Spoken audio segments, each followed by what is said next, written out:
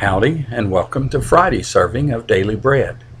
Today we will continue to go over great and excessive consumption. Our scripture reading is 1 Timothy 6:17 through 19.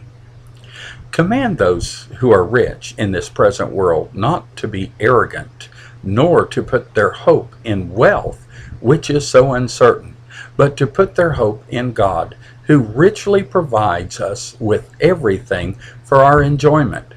Command them to do good, to be rich in good deeds, and to be generous and willing to share.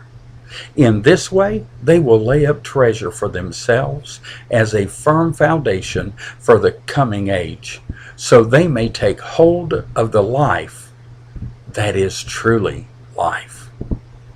Now, people who have a vast amount of material possessions sometimes can be tempted to attribute their wealth to their own skill and wisdom. Paul wanted wealthy believers to know that God deserves the credit for such blessings. Wealthy believers may also feel they have special favor with God because they are blessed materially. Material possessions, though, cannot always be used as a sign of God's blessings. Many believers are faithful to God yet experience difficulties in their lives. As believers, we must realize that everything we have comes from God. We must be totally dependent on Him, not our wealth. We also need to be reminded that riches are uncertain, as our wealth and possessions can be taken away from us very quickly through financial reverses. If we have depended on our riches, our lives will be devastated at these losses. As believers, we need to place our hope in the living God. God alone is unchanging.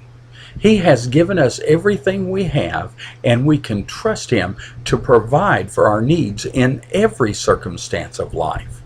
Paul further instructed wealthy believers to be rich in good deeds. Rather than hoarding their wealth or spending it totally on their own pleasures, wealthy believers can be a blessing by helping less fortunate people obtain the necessities of life. They can also use their riches to support missionaries and other church ministries.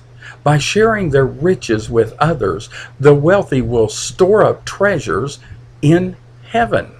Their good deeds promote the gospel, build God's kingdom on earth, and show their sincere desire to follow the biblical example of helping those who are less fortunate.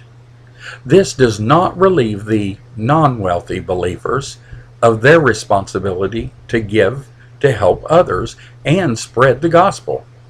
As believers, our money is not our own. We are only stewards of what God has given to us. We need to prayerfully consider how we can use our possessions to spread the gospel and help those who are in need.